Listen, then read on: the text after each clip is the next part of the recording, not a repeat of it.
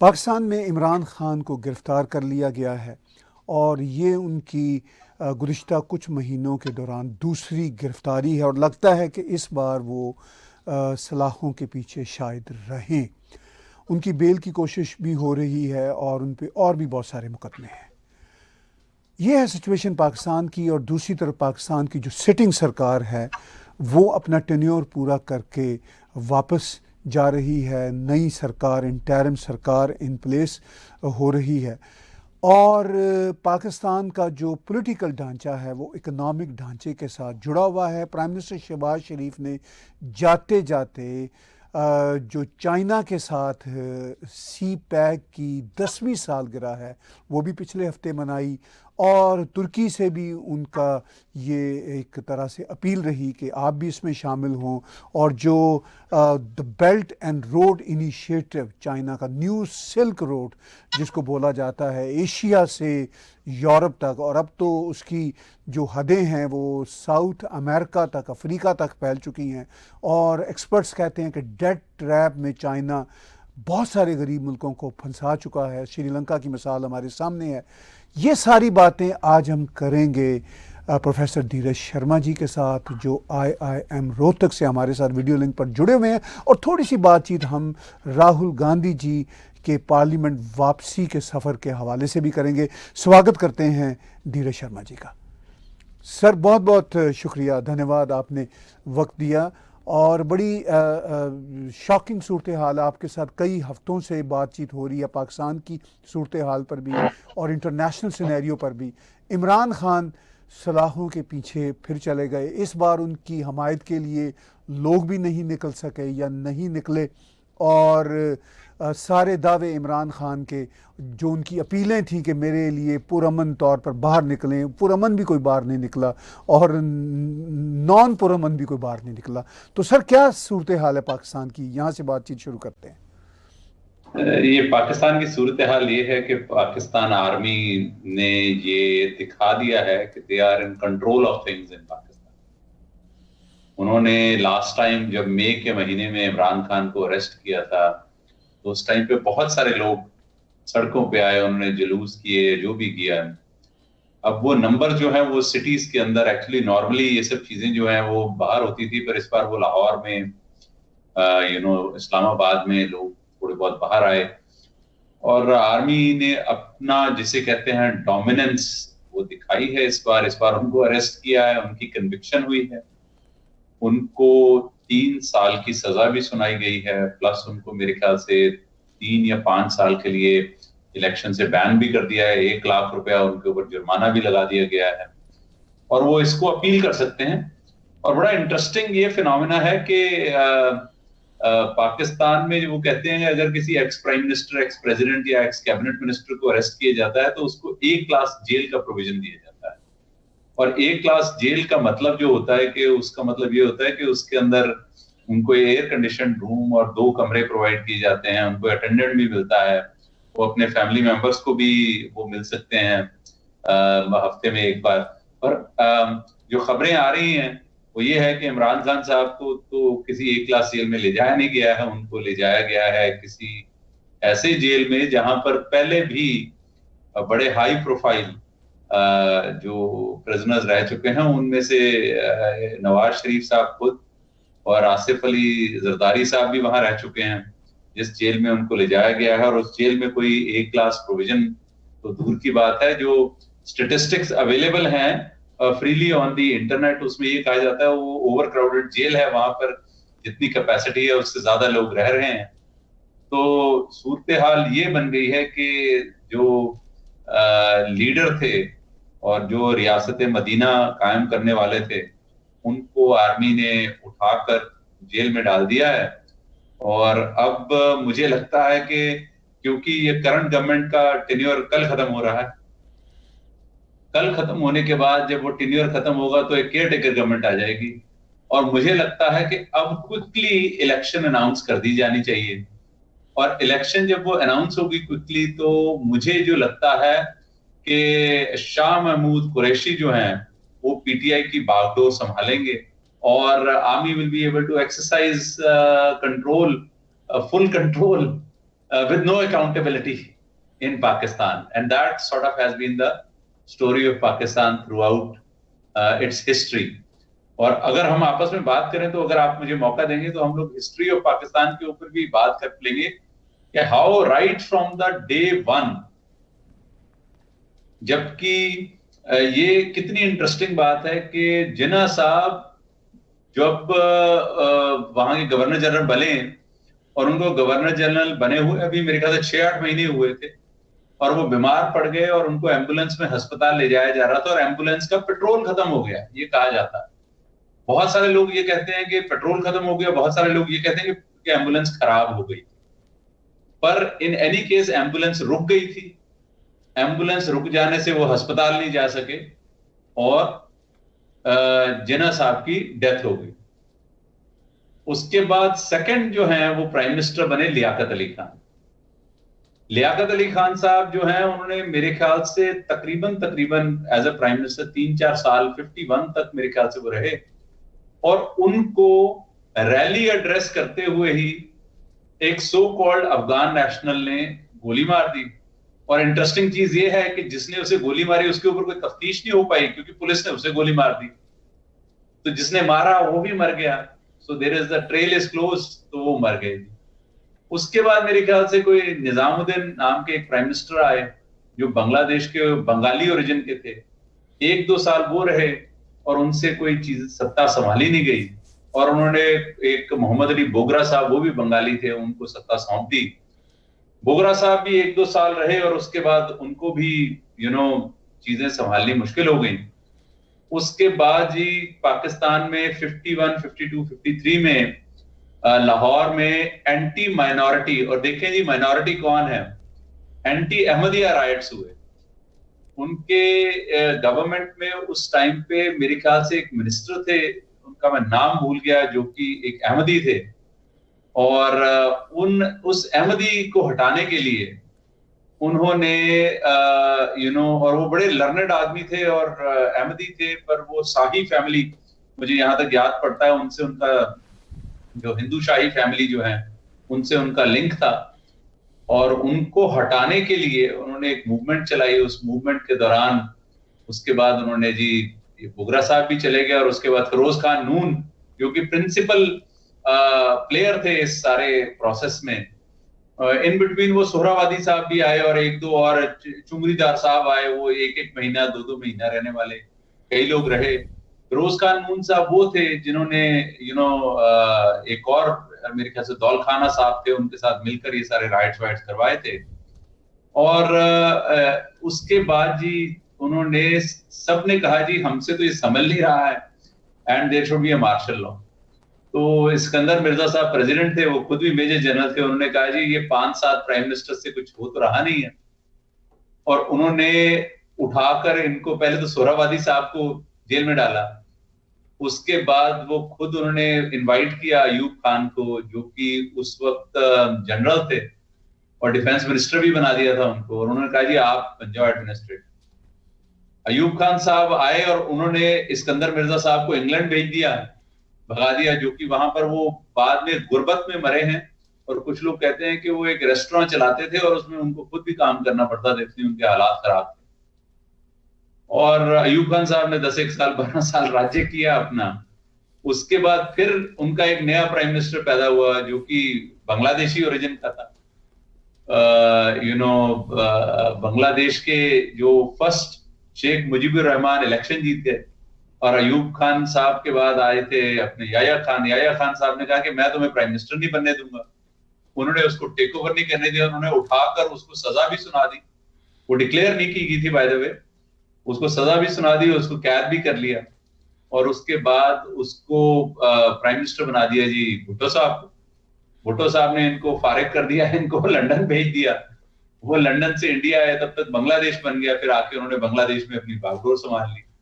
भुट्टो साहब ने 2-4 साल जो राज्य करना था वो कर लिया। उसके बाद भुट्टो साहब को भी जियाउल हक साहब ने टांग दिया। टांगने के बाद उसके बाद जी लाइन बाय लाइन जियाउल हक साहब प्लेन क्रैश में मर गए।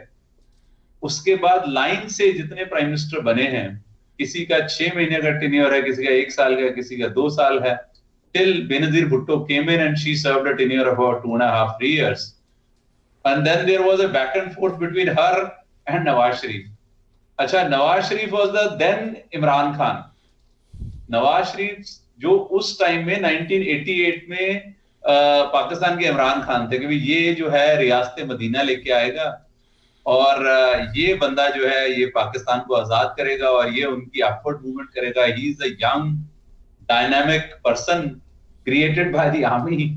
और उन्होंने भी अपना 3-3 साल के 2-2 टेन्योर किए उस टाइम पे. बिटवीन हिम एंड बेनजीर आते जाते रहे. उसके बाद जी आपको पता ही है कि लेटेस्ट हिस्ट्री में देन मुशर्रफ साहब आए. मुशर्रफ साहब ने आकर सबसे पहले first and foremost thing that he did, उन्होंने नवाज शरीफ साहब को कहा कि इनको तो हैंग करते हैं. Then agreement was under the pressure of Saudi government. An agreement was signed and he was let go and he was allowed to leave the country कि वो देश में वापस नहीं आएंगे. उनको भगा दिया गया. मुशर्रफ साहब ने 10 साल राज्य किया. उसके बाद इलेक्शन होनी शुरू हुई. इलेक्शन होनी जब आई तो बेनजीर को मरवा दिया गया. And till date people speculate कि मुशर्रफ साहब ने पूरा उनको मरवाया है और कई केसेस भी हुए हैं उसके ऊपर, कई चीजें उसके ऊपर डिस्कशन हुई है. चलिए जी, उसके बाद वो मर गई. उसके बाद जरदारी साहब को प्रेसिडेंट बना के वो लेके आ गए आगे और 2-3 उनके अंडर 2-3 प्राइम मिनिस्टर्स ने काम कर लिया with the power resting with Zardari साहब. Now back again come Nawaz Sharif साहब. अगेन नवाज शरीफ साहब वापस आते हैं. नवाज शरीफ साहब को फिर जैसे वो राज्य कर रहे हैं, in the mean time the one he comes back तो मुशर्रफ साहब has to leave the country. He is no longer welcome in the country. वो देश छोड़ के चले गए यूएई और पाकिस्तान में वापस नहीं आ पाए. उसके बाद नवाज शरीफ साहब इलेक्शन हारे और नैब वैब इन्होंने यूज करके नेशनल अकाउंटेबिलिटी ब्यूरो उनको फिक्स कर दिया. इमरान खान साहब आ गए. He has put all these people behind the bars and today the same situation is happening with him. So in short, in last 4 or 5 minutes I have conveyed to you the history of all the Pakistani politicians जिनमें से किसी ने आज तक 5 साल की term नहीं complete की. Nobody has completed a 5-year term. And majority of the people जो कि बने हैं, बीच में 1-2 छोटे मोटे जो रह गए वो अभी भी रह रहे हैं वहां पे. कंगन अब्बासी साहब जैसे अभी भी जिंदा हैं और उनको रखा हुआ है वहां पे. अदरवाइज या तो उनको वो डाल देते हैं जेल में या उनको हैंग कर देते हैं. So now Imran Khan's turn has come.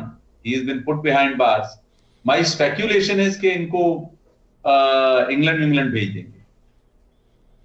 जी, आपने थोड़े समय में पाकिस्तान के 76 साल हमें बता दिए और ये देश पॉलिटिकली भी बहुत वीक हुआ, इकोनॉमिकली भी बहुत वीक हुआ और एक ज़माने में भारत के साथ कंपेयर अपने आप को किया करता था. अब इस काबिल ही नहीं कि कंपेयर कर सके.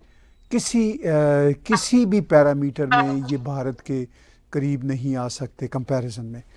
तो इस सारी सूरत हाल में इमरान खान के हवाले से आप कह रहे हैं कि शायद उनको बाहर भेज दिया जाए और इलेक्शन भी फौरी कॉल होने की कोई सिचुएशन नहीं है. वहाँ पे नई हदबंदियाँ हो रही हैं, नए सेंसस वहाँ पे सामने खड़े हैं जिसकी बिना पर इलेक्शन फर्दर डिले होंगे और कहा जा रहा है कि नेक्स्ट ईयर फरवरी मार्च में होंगे. इस सारी सूरत हाल में इमरान खान की पार्टी टूट चुकी है. शायद उनको इलेक्शन भी ना जीतने दिया जाए और ख़ुद इमरान खान आर्मी चीफ की एक फ़ोन कॉल का इंतज़ार कर रहे थे जेल जाने से पहले. साथ उनको बुरा भला भी कहते थे, साथ ये कहते थे कि मैं उनसे ही मिलना चाहूँगा बंद कमरे में, लेकिन साथ ये कहते थे कि ये इसने ही सारा काम ख़राब किया है. तो इमरान खान इस हवाले से बड़े यूनिक पॉलिटिशियन हैं कि वो जो नवाज शरीफ की तरह या बेनज़ीर की तरह डटे नहीं. एक ज़माने में तो नवाज शरीफ पपेट थे आर्मी के, लेकिन वो फिर डट भी गए आर्मी के खिलाफ. ये डटे नहीं, ये सिर्फ दिखावे के लिए काम करते रहे. तो आपको इनके बाहर जाने के अलावा पाकिस्तान की सियासत का मुस्तकबिल क्या नज़र आता है? क्या इसी तरह चलता रहेगा जिस तरह आपने हमें टाइमलाइन बताई? नहीं, ये एपिसोड जो है ना, इमरान खान वाला जो एपिसोड है, इसके कुछ पॉजिटिव्स हैं और कुछ नेगेटिव्स हैं. इसके जो नेगेटिव्स तो ये है कि इमरान खान ने वहां पे क्योस क्रिएट कर दिया और पाकिस्तान को डैमेज बहुत किया है from an economic stand point and from a stability stand. पर उसके पॉजिटिव्स ये हैं कि इमरान खान की वजह से लोगों के बीच में एक अवेयरनेस बहुत आ गई कि how army has been exploiting the youth of Pakistan, the average Pakistanis emotions, कि उन्होंने लोगों को जो बेवकूफ बनाया हुआ था इतने टाइम से, वो मेरे ख्याल से एक जो अवेयरनेस है पाकिस्तान के आम लोगों में वो आ गई है। पाकिस्तान में इमरान खान साहब का जो स्टैचर है, that is that of a star, and he is a star, and I believe he will remain a star. But stars do not become politicians. मैं आपको एक बड़ी इंटरेस्टिंग चीज बताता हूं। देखिए, स्टारडम जो होती है ना, उसकी जो ग्रोथ से लिंकेज है वो बड़ी रेयर होती है। अभी मैं एक बड़ी इंटरेस्टिंग अनरिलेटेड चीज आपको बताता हूं। लैंडिंग ऑन द मून में 3 आदमी गए थे, नील आर्मस्ट्रॉन्ग, बज ऑल्ड्रिन और माइकल कॉलिंस। ठीक है जी, 3 आदमी ऊपर गए थे और तीनों आदमी जो है वो एयरफोर्स से लिंक्ड, मतलब फौजी आदमी थे, वो ऊपर गए। अब उनमें सबसे जो फेमस आदमी है ना जी, वो आदमी है नील आर्मस्ट्रॉन्ग, और दूसरे नंबर पे लोगों को अगर किसी का नाम याद आ जाता है तो उनको बज ऑल्ड्रिन का नाम, एल्विन ऑल्ड्रिन, उसका नाम याद आता है। माइकल कॉलिंस का तो लोगों को नाम भी नहीं पता। अब इंटरेस्टिंग चीज ये है कि जो नील आर्मस्ट्रॉन्ग है ना जी, वो तो मेरे ख्याल से कोई लेफ्टिनेंट कर्नल या कर्नल रैंक से रिटायर हो गया है, ये स्टार बन गए ना वो। और जो बज ऑल्ड्रिन है वो मेजर जनरल तक गए हैं, और जो माइकल कॉलिंस है वो जनरल बने। तो जितनी स्टारडम है ना, वो स्टारडम की जो लिंकेज होती है with the ability to administer, with the ability to understand the pulse of the people is very very low. मैं आपको इसके कितने एग्जांपल्स इंडिया में दिखा सकता हूं। अमिताभ बच्चन से बड़ा स्टार दुनिया में कौन है? बीबीसी की पॉल में he was a number 1 star of the millennial। 84 में उन्होंने इलेक्शन लड़ी थी, वो मेंबर ऑफ पार्लियामेंट बने विद थम्पिंग मेजॉरिटी। 3 साल में उनको रियलाइजेशन हो गई ये उनके लिए नहीं है, and he decided to quit the politics. ऐसे कई बंदों के मैं आपको, जो कि इतने फेमस हैं, इमरान खान तो पाकिस्तान में फेमस है, अमिताभ बच्चन तो ग्लोबली फेमस है, दुनिया में उनका एक रुतबा है, वो उसको रिटेन नहीं कर पाए। सो ये स्टारडम जो है इसकी बड़ी कम लिंकेज है। So I believe that he will be separated from politics. He's got no political future now, जो जहां तक मुझे दिखाई देता है। अब पीटीआई के फैक्शंस बन जाएंगे और पीटीआई को कोई चला लेगा। मैंने तो ऑलरेडी कहा है कि शामुल कुरैशी जो हैं, he will be happy to step in. Actually ये तो पॉलिटिकल एंगल में सबसे अच्छी हाराकीरी है ये, कि जिसे कहा जाता है कि आपने उसको बढ़ाया, अब वो he will take over the party and he will not let him come back. This is my feeling. जहां तक अभी करंट सिचुएशन है, आपको पता ही है कि केयर टेकर गवर्नमेंट आएगी, और मुझे लगता है उसमें फ्रंट रनर जो हैं वो मेरे ख्याल से फवाद हसन फवाद हैं। वो अपने वहां के एक ब्यूरोक्रेट भी हैं और कॉन्फिडेंट हैं और एक रीजनेबल आदमी हैं, और he has worked in the government, तो मुझे लगता है कि वो फ्रंट रनर होंगे। इशाक डार साहब हैं, वो भी एक फ्रंट रनर हैं, वो भी है केयर टेकर प्राइम मिनिस्टर। अब केयर टेकर प्राइम मिनिस्टर जो है उनका एक चल जाता है। नजम सेठी साहब जो है वो केयर टेकर मेरे ख्याल से चीफ मिनिस्टर रहे हुए हैं पंजाब के। तो केयर टेकर जो है वो अपना बेसिकली स्टेटस को मेंटेन करने के लिए किसी भी अच्छे एमिनेंट आदमी को लगा दिया जाता है, और मुझे लगता है कि 2 लोग जो हैं ये फ्रंट रनर हैं, और एक आध और भी कोई होगा, आप बेहतर जानते होंगे। तो अभी करंट सिनारियो में केयर टेकर आकर जो चीजों को स्टेबलाइज करेगा, कि भाई जो नॉर्मल अभी मुआहदा किया गया है, एक एग्रीमेंट किया गया है, under the IMF they have got some loan, you have to do structural reforms, आपको करने पड़ेंगे वो सब चीजें। You are part of the global polity ना, तो ये सब चीजें आपको करनी पड़ेंगी। तो ये सब चीजों के बाद इलेक्शंस मेरे ख्याल से if good sense prevails in them, तो मुझे लगता है कि 3-4 महीने में, 5 महीने में इनको इलेक्शन करा देने चाहिए, एंड एटलीस्ट लोगों में एक वो आ जाएगा भी चलो जी कुछ मूवमेंट तो हुई। सबको पता है जी इलेक्शंस के प्री मेडिटेटेड फिक्स्ड रिजल्ट्स होते हैं, but still people enjoy it. You know अब कॉन्टेस्ट तो लोग एंजॉय करते ही हैं, हालांकि फिक्स्ड मैचेस जो क्रिकेट में हुआ करते थे उनको भी लोगों ने एंजॉय तो बहुत किया है, तो उसी तरह ये फिक्स्ड मैच है और फिक्स्ड मैच लोग एंजॉय कर लेंगे, लोगों को लगेगा भी चलो जी कॉन्टेस्ट हो गया, कुछ ना कुछ तो हो ही रहा है. But the pros and cons, as I mentioned, he has done damage in terms of international relations. He has done damage in terms of economy. He has done damage by disturbing institutions. But the positive side is he has really created awareness amongst people for, वो उनकी चाहे personal ambition prime minister बनना रही है, उनकी personal ambition कोई democracy कायम करना नहीं है, बट लोगों में एक अवेयरनेस आ गई है कि भी डेमोक्रेसी नाम की चीज होती है. लोगों में ये अवेयरनेस आ गई है कि डेमोक्रेसी होनी चाहिए. लोगों में ये अवेयरनेस आ गई है कि फौज ने उनको बेवकूफ बनाया है.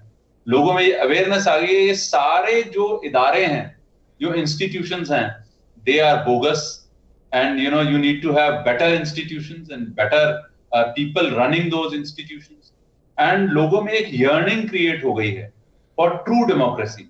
एक अंदर उनके अंदर लोगों में ना, इंसान उसको जो इंफॉर्मेशन फीड करते हैं वो उसी हिसाब से वो चलता है. तो वो मेरे ख्याल से एक पॉजिटिव साइड जो इसकी आउटकम निकल गया. जी, पाकिस्तान की जो सूरत हाल है वो इतनी गैर यकीनी है कि आप जैसा इंटेलेक्चुअल भी जो बहुत गहरी नज़र रखता है, यकीन से कुछ नहीं कह सकता कि क्या किस लम्हे होगा. उधर भारत में हम देखते हैं कि राहुल गांधी का एक अपना पोस्चर है और वो नाअहल भी हुए थे, फिर कोर्ट ने उनको रीइंस्टेट किया. कोई इशू नहीं है. आपने पाकिस्तान की टाइमलाइन हमें बताई. भारत में हमें कोई ऐसी टाइमलाइन नहीं मिलती कि जी प्राइम मिनिस्टर्स को किसी ने हटाया हो. वो अपने वोट ऑफ कॉन्फिडेंस से आते हैं, वोट ऑफ नो कॉन्फिडेंस से जाते हैं, इलेक्शन से आते हैं, इलेक्शन से ही जाते हैं. तो भारत की जो सिचुएशन है वो राहुल गांधी के कॉन्टेक्स्ट में अगर हम देखें तो वो पाकिस्तान के साथ क्या कंपेरेबल है किसी तरह भी? नहीं, बिल्कुल नहीं जी. देखिए कि इतने सारे केसेस बनते हैं. अब आप देखिए ना कि some of the very senior leaders including Rahul Gandhi ji उनके जो ब्रदर इन लॉ हैं रॉबर्ट वाड्रा जो भी उनका नाम जो लेते हैं, उनके ऊपर केसेस थे. चिदम्बरम साहब के ऊपर केसेस थे.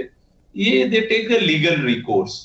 लोगों को अगर अरेस्ट भी होती है, इन लोगों की तो अरेस्ट भी नहीं हुई, चिदम्बरम साहब की अरेस्ट हुई और अरेस्ट होने के बाद बेल होगी, वो केस को कंटेस्ट कर रहे हैं. It takes legal course. अब उसमें इतना जरूर हो सकता है कि लीगल कोर्स में वो केसेस जो होते हैं वो सेटल नहीं होते, वो प्रोलॉन्ग हो जाते हैं.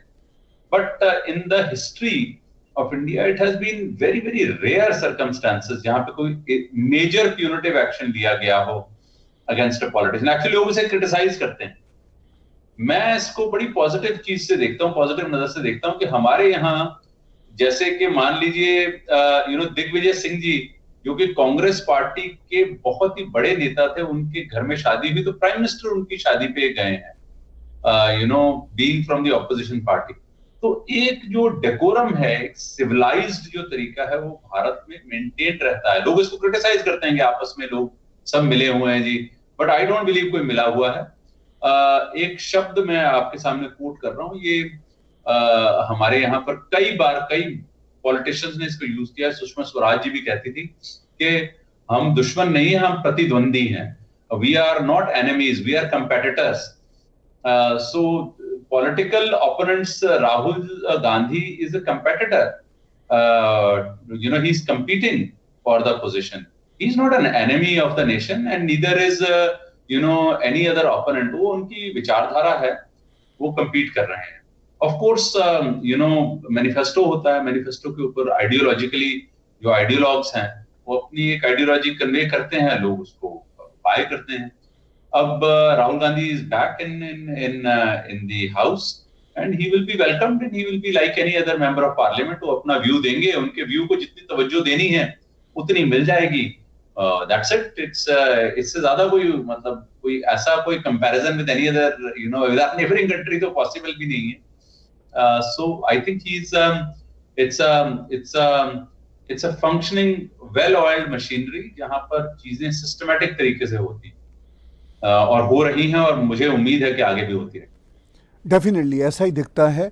Coming back to Pakistan, prime minister Shahbaz Sharif ने अपने टेन्योर के दौरान बहुत ज़ोर दिया चीन के साथ तल्लुकात इस्तवार करने के हवाले से, अरब कंट्रीज़ के साथ तल्लुकात बनाने के हवाले से, मगर अमेरिका के साथ या वेस्टर्न वर्ल्ड के साथ सिर्फ बिलावल भुट्टो ही कोशिशें करते रहे, वो कोई कामयाब नहीं हुई। और इमरान ख़ान की सरकार का जाना और इमरान ख़ान की ये जो पनिशमेंट है, मैं कोट एंड कोट इसको पनिशमेंट कहूँगा, इसमें लगता है कि चाइना का फैक्टर बहुत बड़ा है। China was not happy with Imran Khan's policies during his regime. उनके सी पैक को बहुत बड़ा धचका लगा।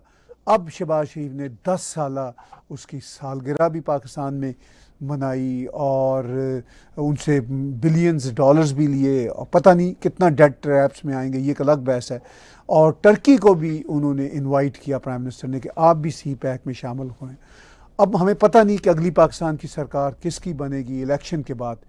तो बहरहाल ये केयर टेकर गवर्नमेंट भी जो पॉलिसियाँ बनाएगी वो बड़ी डिफरेंट पॉलिसियाँ होंगी, इसलिए कि इन पे कोई पॉलिटिकल कॉस्ट नहीं है इनकी।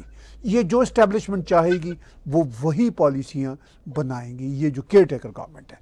तो आप पाकिस्तान के जो चाइना के साथ जो रिश्ते हैं और सी पैक पे जो एक हिट लगा था, उसका रिवाइवल कैसे देखते हैं? और अब जो और एम्बिशंस हैं नेबरिंग रीजन में चाइना के, वो पाकिस्तान की इस पॉलिटिकल रिजीम चेंज के साथ जुड़े हुए हैं, तो वो आप सारे कैसे देखते हैं?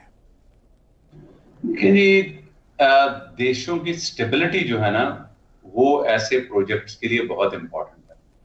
मैं आपको एक सिंपल सा एक एग्जांपल देता हूं कि सेंट्रल एशिया और रशिया से अगर ट्रेड करना है उसे मिडिल ईस्ट से, तो उसके बाद बहुत सारे रास्ते हैं।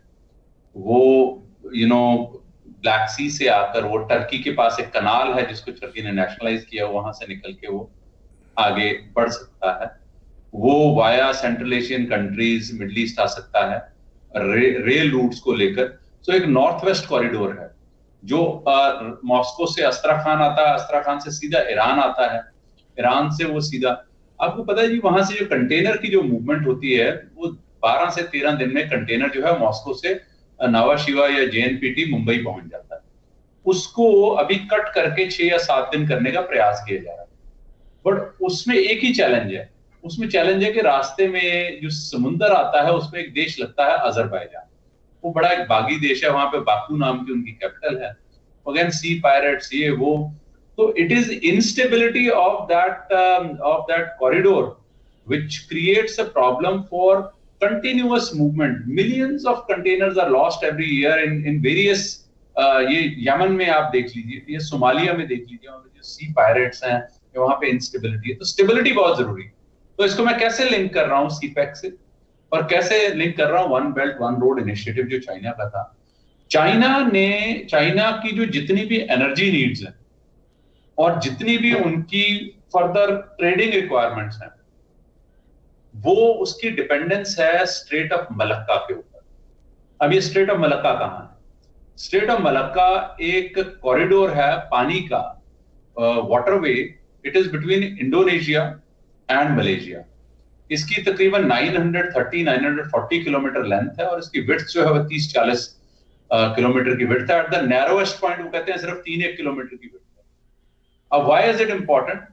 इट इज इंपॉर्टेंट क्योंकि दुनिया का तकरीबन 25 से 30% ट्रेड इस रूट से होता है, इसीलिए सिंगापुर बड़ा इंपॉर्टेंट है, जो ट्रेडिंग रूट है। अब इसका जो मुंह है, इसका जो माउथ है, वो इंडिया के पास है। कैसे? Andaman islands are sitting right next door. India का नेक्स्ट डोर नेबर थाईलैंड है। लोगों को ये जानकारी नहीं होगी, अंडमान आइलैंड्स का जो लास्ट आइलैंड है वहां से Thailand is only a few hours away through the sea route. Actually वो अगर कलकत्ता से देखा जाए या मद्रास से देखा जाए बहुत दूर है, थाईलैंड से बहुत करीब है। सो वो इंडिया इज देयर। अब चाइना को जब ये थ्रेट लगा कि ये मेरा एक कॉरिडोर है, अगर इसे ब्लॉक कर दिया गया, और वहां पर अमेरिकन प्रेजेंस बहुत ज्यादा है, 7th फ्लीट है वहां पे अमेरिका की बहुत बड़ी नेवल प्रेजेंस है वहां पे। जब चाइना को उसका थ्रेट लगना शुरू हुआ तो चाइना ने ये one belt one road initiative start किया। उन्होंने कहा मैं इसको बाईपास करूंगा, I will go directly from China, cut through the Karakoram highway and cut through ये खैबर पख्तूनख्वा, जो Pakistan occupied Kashmir, come to Punjab, go directly to Balochistan and Gwadar port में बनाकर उसको बनने। ग्वादर पोर्ट अपनी जो कैपेसिटी है उसका 20-25% पे तो फंक्शन कर रहा है। अगर इतनी ही डेवलपमेंट हो रही होती तो वो फंक्शन क्यों नहीं करता 80% capacity, 90% capacity? People don't trust this route. कितने सारे प्रोजेक्ट्स हैं, रहीम यार खान में कोल प्लांट लगाने थे, या इन्होंने उसके बाद मेरे ख्याल से एक और थर्मल पावर प्रोजेक्ट लगाना था, कितने प्रोजेक्ट्स तो अबेंडन कर दिए गए हैं क्योंकि प्रॉमिस थे। अब because of the security of this region, China has realised कि ये जो प्रोजेक्ट है ना, इस प्रोजेक्ट में फेलियर दिख रहा है। इसीलिए what is China doing now? अगर आप पिछले 3 महीने की खबर सुने तो China has increased it's activity significantly in Cambodia. Cambodia जो कि एक न्यूट्रल देश था, वहां पर चाइना एक पोर्ट बना रहा है। और आज अभी रिसेंट जो खबर आई है पिछले हफ्ते की कि वहां पर चाइनीज मिलिट्री प्रेजेंस की। अब चाइनीज मिलिट्री प्रेजेंस होने का मतलब यह है कि चाइना वहां पर उसे पार्टली मिलिट्री यूज करेगा, पार्टली उसे ट्रेडिंग रूट। तो China is trying to get some say in the strait of Malacca.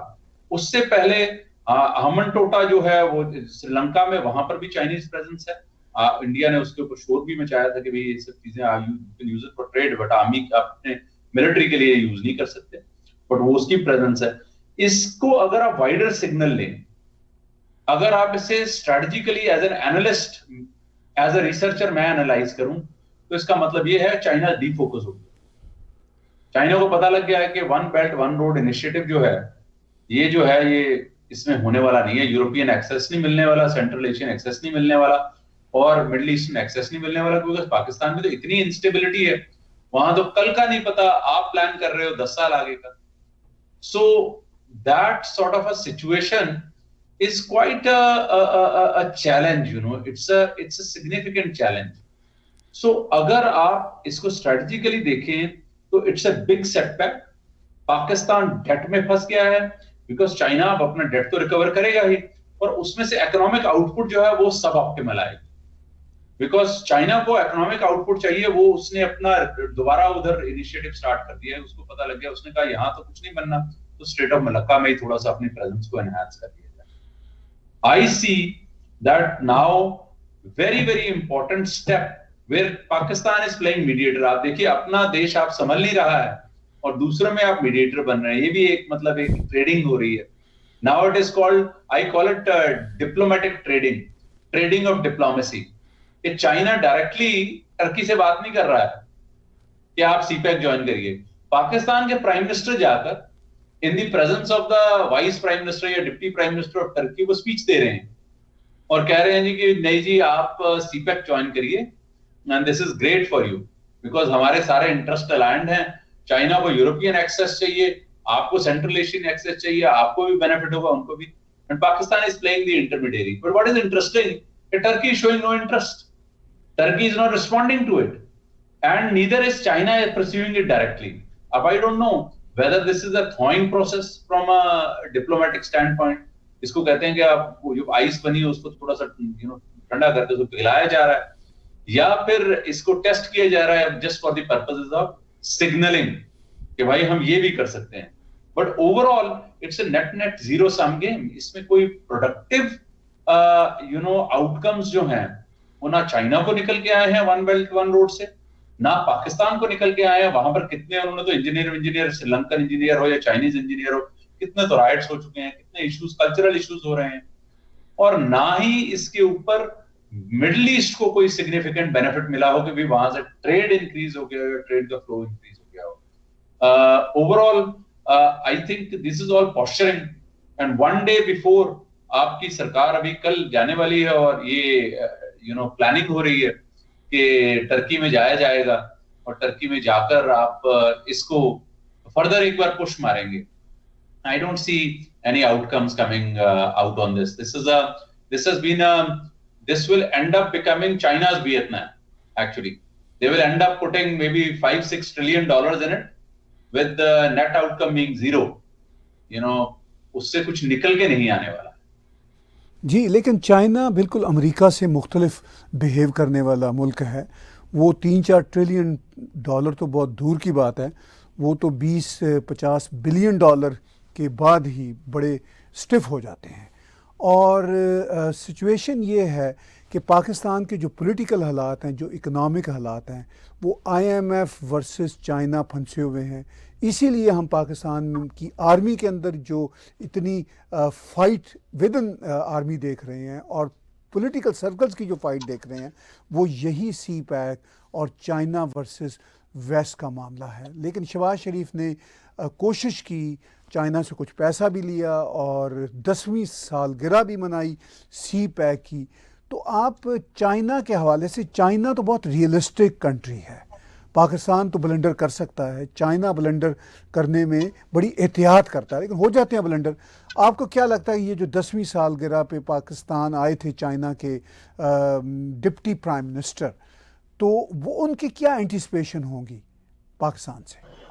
देखिए, मुझे तो ये लगता है कि he is come to test the grounds कि आगे क्या होना है, आगे क्या, because they are living by the day. आज जो सिचुएशन है वो they are living by the day. वो ये देखना चाहते होंगे कि अब फ्यूचर क्या है, इसमें कुछ स्टेबिलिटी रहेगी क्या, इसका आउटकम निकलने वाला है। From one belt one road initiative तो मुझे लगता है उनमें रिकग्निशन आ गया है कि इसमें लॉन्ग टर्म सक्सेस जो वो होने वाली नहीं। इसमें जितना विड्रॉ कर पाए, वो कहते हैं ना कि you have to cut your losses, so this tour is to assess how I can cut my losses. जितना पैसा लग गया है उसको मैं कैसे रिकवर कर लूं, और जितना पैसा और लगने वाला है उसको मैं कैसे रोक पाऊं, I should stop it. So that I believe could be one reason for the Chinese deputy to come to Pakistan and examine. और दूसरा मेरे ख्याल से एक और भी चीज हो सकती है, because China is very important partner for Pakistan. और मेरे ख्याल से जो केयर टेकर गवर्नमेंट के कुछ लोगों को एक क्लैरिटी भी हो जाएगी, मे बी शायद in the meetings they must have come to an understanding कि whichever government is formed, ये कुछ चीजों के ऊपर जो बेसिक डॉक्ट्रिन है वो चेंज ना हो, जिससे कि कंप्लीट ऑल्टरेशन ऑफ पॉलिसी हो जाए और फिर उनको डिफिकल्टी हो जाए in carrying out whatever they are trying to carry out. Overall मुझे ऐसा लगता है कि ये जो Pakistan has become a playground. देखिए, मैं बड़ी एक इंपॉर्टेंट बात कह रहा हूं, Afghanistan was a battle ground, Pakistan has become a playground. IMF नहीं है, IMF अमेरिका है, ठीक है ना जी। आप IMF के नाम हटा के US लिखिए। US is telling you to do X, China is compelling you to do Y. So basically you are playing between China and the US. अच्छा, उसमें जब आपको थोड़ा सा वीकनेस होती है, थोड़ी सी वो you are unable to reach US, आप अमेरिका जाके बैठते हैं, आपको कोई पूछ नहीं रहा या आपको कोई मीटिंग नहीं दे रहा, तो आप टर्की वाला एंगल यूज कर लेते, क्योंकि वो नेटो वेटो का हिस्सा है, वो चलो जी साथ बैठे हुए हैं। जैसे दोस्तों में होता है ना कि हाँ जी आपकी बात डायरेक्टली हो रही है, वो कहते हैं मेरी भी गल करा दो। सो वो इस तरह से वो कराने की कोशिश कर रहे हैं। इसमें मैच्योर डिप्लोमेसी नहीं है, बड़ी इमेच्योर सी जो हैंडलिंग हो रही है इसमें। And again I am repeating, Afghanistan lost out because Afghanistan became a battleground between Russia and US in the past. Pakistan is going to lose out because it is becoming a playground between China and the US. अब US जो है वो, आपको मैं बार बार ये कहता हूं कि मैंने पहले भी कहा है, is a dominant power, because structures जो है ना दुनिया के जितने भी इंस्टीट्यूशंस हैं वो कंट्रोल करते हैं और वो कंट्रोल कर रहे हैं। इसीलिए अब देखिए IMF है, IMF का मतलब अमेरिका ही है जी। IMF is no IMF। जो अगर आपको $3 बिलियन दिए हैं वो अमेरिका नहीं दिए हैं। 70% फंडिंग किसकी है जी IMF के अंदर? IMF में कौन पैसा दे रहा है? चाइना दे रहा है या रशिया दे रहा है? अमेरिका दे रहा है। So America has given you money, of course they are much more benign. वो आपको सिर्फ स्ट्रक्चरल रिफॉर्म्स करा रहे हैं। चाइना आपसे स्ट्रक्चरल रिफॉर्म नहीं कराएगा जब वो अपने पैसे मांगेगा ये CPEC के और ये जो काराकोरम हाईवे में उन्होंने अपग्रेडेशंस की, वो आपसे वो आपकी रेवेन्यू कलेक्शन शुरू कर देगा यहाँ पे बैठ कि अगर आपने कोल प्लांट लगाया है या आपने थर्मल पावर प्लांट लगाया है या डैम बनाया है, उन्होंने कहना जी इतनी रेवेन्यू आ रही है वो आप हमें दे दो। अभी भी चाइना क्लेम्स, चाइना का क्लेम है, ग्लोबल टाइम्स के ऊपर ये खबर है कि पाकिस्तान में अभी जो इलेक्ट्रिसिटी जनरेशन है या डिस्पेंसेशन है उसका बहुत बड़ा हिस्सा वो ये चाइनीज प्रोजेक्ट्स के थ्रू आया है। तो बिजली के पैसे कलेक्ट करने में उनको देर नहीं लगेगी। And then you can not expect people not to pay for all of that, people will have to pay for all.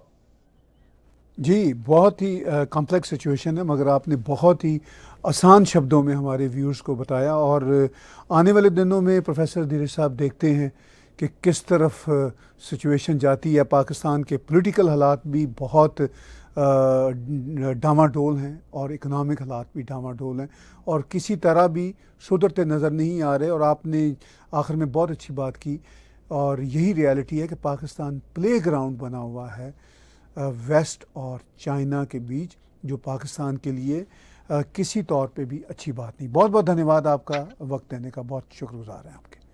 Viewers, बातचीत सुन रहे थे आप प्रोफेसर धीरज शर्मा जी की।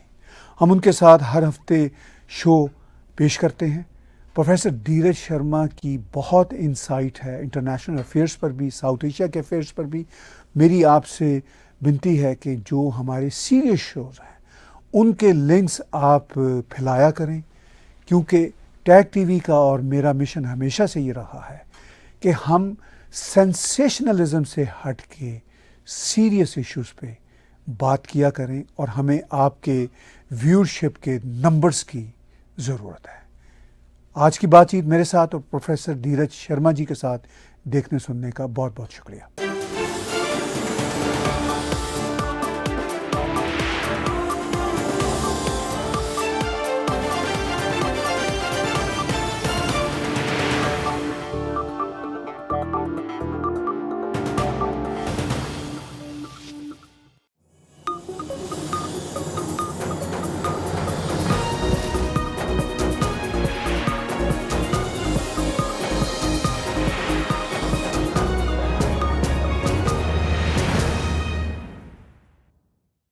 Subscribe Tag TV YouTube channel and press the notification button.